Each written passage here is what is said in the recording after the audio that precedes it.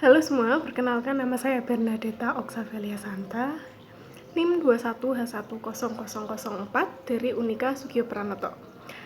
Pada kali ini saya akan membahas tentang etika profesi.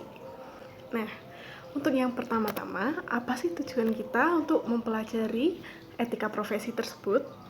Yang pertama, memiliki pengetahuan dasar tentang etika dan profesi.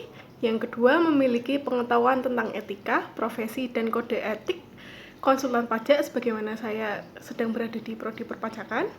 Dan yang terakhir, mampu menginternalisasi nilai-nilai etika profesi pajak.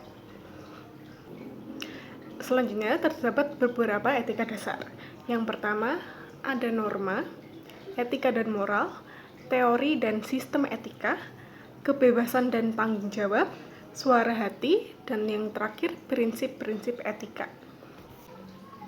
Selanjutnya kita akan membahas tentang norma. Norma menurut KBBI merupakan aturan atau ketentuan yang mengikat warga kelompok dalam masyarakat, dipakai sebagai pedoman, tatanan, kendalian tingkah laku yang sesuai dan berterima.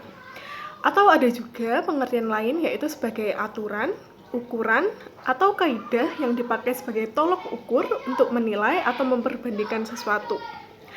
Nah, norma ini dibagi menjadi dua, yaitu norma umum dan norma khusus. Untuk norma umum, terdapat 3 bagian. Yang pertama ada norma sopan santun, yaitu norma yang mengatur perilaku lahiriah manusia, khususnya dalam berelasi dengan sesama.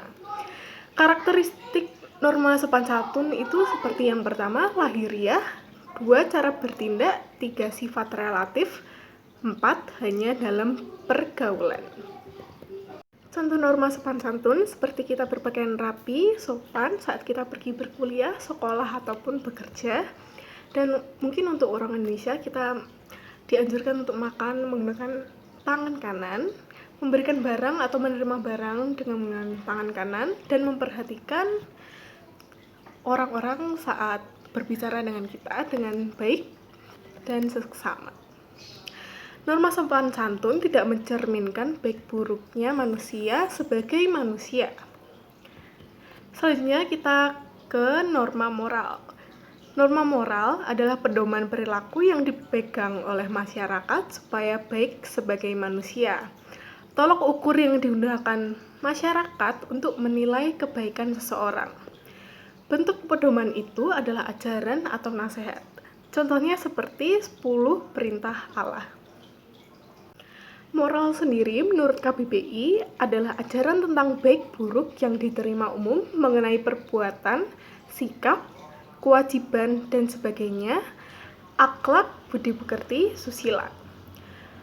Atau ada pengertian lain juga, kondisi mental yang membuat orang tetap berani, bersemangat, bergairah, berdisiplin, dan sebagainya.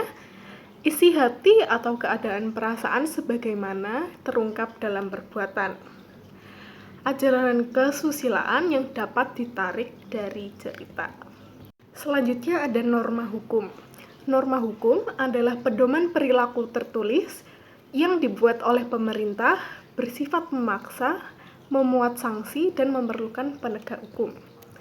Contoh tertulis, segala macam peraturan perundang-undangan dari UUD sampai dengan Perdes dibuat oleh pemerintah atau dibuat bersama dengan lembaga legislatif serta lembaga pemerintah lainnya. Bersifat memaksa, keharusan atau larangan untuk dilaksanakan oleh setiap orang yang berada di wilayah peraturan perundang-undangan itu berlaku. Sanksi, konsekuensi dari sifat memaksa yang melanggar hukum akan dikenai sanksi atau bisa disebut hukuman atau denda. Dan ada penegak hukum. Contohnya seperti polisi, jaksa, hakim, lawyer, KPK, MK. Perbandingan antar norma umum, seperti yang pertama norma sopan santun tidak mengukur kualitas pribadi, lisan, tidak ada sanksi, dan lahiriah. Untuk hukum, bisa tidak mengukur kualitas pribadi, tertulis, ada sanksi tegas, lahiriah, dan dengan bukti. Untuk moral, mengukur kualitas pribadi, lisan, terdapat sanksi sosial, dan sikap batin. Selanjutnya, kita akan membahas tentang moral dan etika. Terdapat kesamaan antara moral dan etika.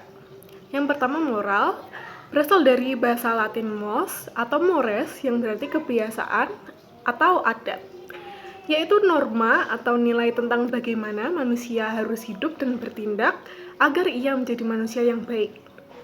Untuk etika berasal dari bahasa Yunani eta atau ta eta yang berarti kebiasaan atau adat.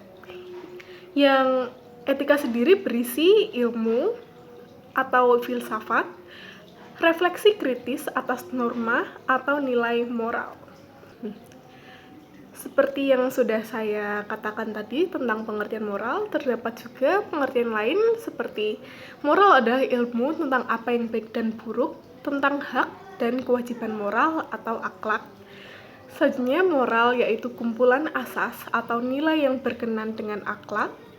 Dan ada juga moral sebagai nilai mengenai benar dan salah yang dianut suatu golongan atau masyarakat. Selanjutnya kita akan membahas tentang perbedaan moral dan etika. Moral adalah ajaran tentang baik buruk yang diterima umum mengenai perbuatan, sikap, kewajiban, dan sebagainya, akhlak, budi pekerti, susila. Etika, ilmu tentang apa yang baik dan buruk, dan tentang hak dan kewajiban moral atau akhlak. Etika sebagai filsafat. Etika adalah salah satu cabang filsafat yang mengkaji secara kritis ajaran-ajaran atau norma-norma moral yang ada dalam masyarakat. Cara berpikir filsafat adalah mempertanyakan dan menggali penjelasan rasional atas suatu realitas, atau bisa disebut sebagai ajaran dan norma moral, sehingga etika sendiri bisa disebut sebagai filsafat moral. Selanjutnya ke sistem etika, terdapat 3 sistem yang digunakan. Yang pertama, etika situasi, yaitu pengaruh dari etika eksistensialisme dan personalisme. Eksistensi atau keberadaan setiap person atau pribadi adalah unik. Setiap situasi adalah unik. Tidak ada 2 atau lebih situasi yang persis sama. Maka, pertimbangan dan keputusan moral pun bersifat unik atau situasional. Argumentasinya pun harus bersifat situasional. Selanjutnya ada etika relativisme. Agak mirip dengan etika situasi, tetapi lingkupnya lebih luas. Setiap kelompok masyarakat atau suku selalu mempunyai sistem sosial sendiri, memiliki adat istiadat sendiri, memiliki kebudayaan sendiri, memiliki sistem norma sendiri, termasuk apa yang dianggap baik dan apa yang dianggap buruk. Konsekuensinya, norma moral dan segala norma lain hanya berlaku untuk masing-masing kelompok masyarakat atau suku dan tidak dapat diterapkan pada kelompok lain. Yang terakhir ada etika peraturan. Moralitas terletak pada ketaatan pada semua bentuk peraturan yang berlaku. Baik buruk manusia diukur berdasarkan pada ketaatan atau ketidaktaatan pada peraturan. Beralih dari sistem etika, sekarang kita membahas teori etika. Yang pertama ada hedonisme. Hedon berarti kenikmatan atau kesenangan.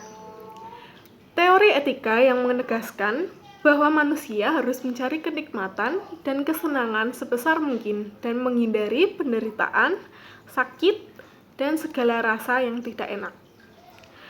Perlu pengendalian diri dalam mencari kenikmatan atau kesenangan. Selanjutnya ada eudemonisme. Setiap orang selalu ingin mencapai tujuan, tetapi apa yang jadi tujuan akhir manusia?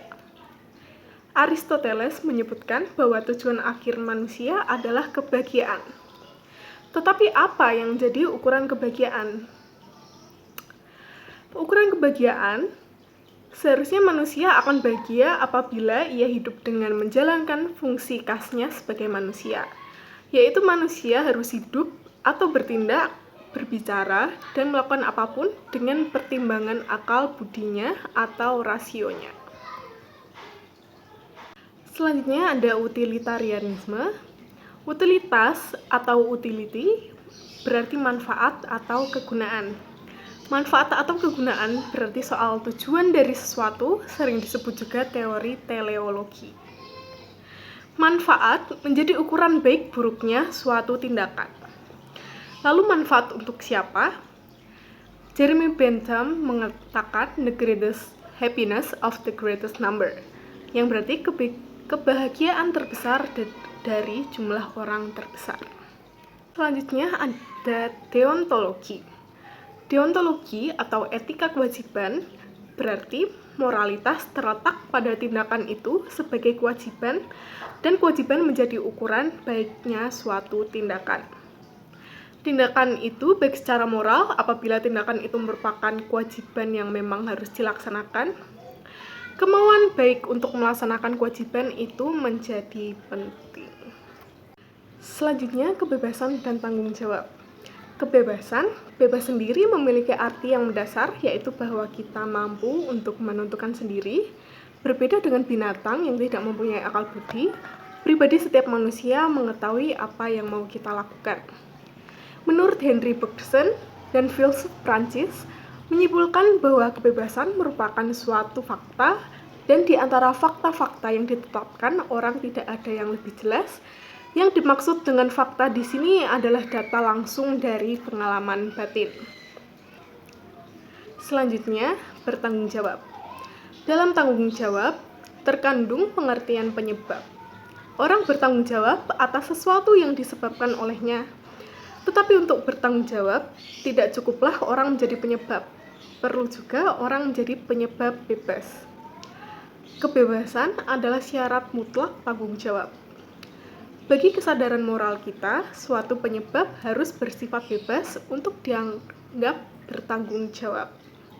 Itu berarti bahwa hanya manusia sebagai makhluk rasional bisa bertanggung jawab dan ia hanya bertanggung jawab sejauh ia bebas. Dalam konteks hati nurani terdapat tanggung jawab retrospektif dan tanggung jawab prospektif. Tanggung jawab retrospektif adalah tanggung atas perbuatan yang telah berlangsung dan segala konsekuensinya. Contohnya ketika apoteker membuka apoteknya, sang apoteker bertanggung jawab atas semua obat yang akan dijual hari itu. Tanggung jawab prospektif adalah tanggung jawab atas perbuatan yang akan datang. Sebelum perbuatan dilakukan, pelaku bersangkutan sudah bertanggung jawab, namun masih terpendam dalam hatinya dan belum berhadapan dengan orang lain. Kebebasan dan tanggung jawab adalah dua hal yang tidak dapat dipisahkan. Dapat dikatakan bahwa kebebasan dan tanggung jawab memiliki hubungan timbal balik. Dari masing-masing pengertiannya menunjukkan bahwa pribadi yang menyetujui bahwa manusia itu bebas juga menyetujui bahwa manusia itu bertanggung jawab. Dengan adanya kebebasan, maka muncul pula tanggung jawab, karena setiap kebebasan pasti disertai oleh tanggung jawab. Sebuah tanggung jawab yang dilaksanakan dengan baik akan menghasilkan suatu kebebasan.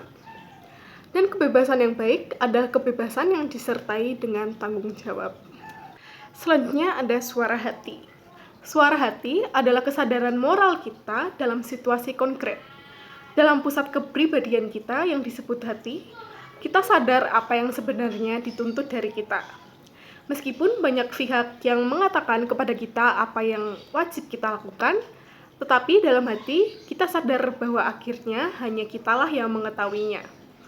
Jadi, bahwa kita berhak dan juga wajib untuk hidup sesuai dengan apa yang kita sadari sebagai kewajiban dan tanggung jawab itu. Itu saja yang dapat saya sampaikan. Mohon maaf apabila ada kesalahan kata. Sekian, terima kasih.